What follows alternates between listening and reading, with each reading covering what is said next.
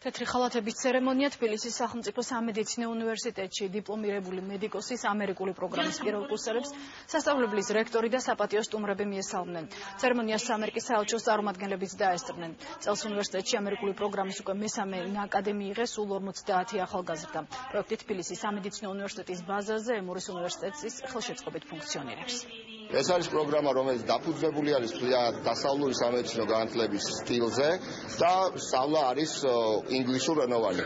ჩვენს პროგრამაში სტუდენტები მოდიან მსოფლიოს სხვადასხვა ქვეყნებიდან და დღეს აღნიშნავთ ერთ-ერთ სადღესასწაულო ცერემონიას, რომელიც ჩვენ 3 წლის წინ დავიწყეთ, ახალი სტუდენტების მიღებას.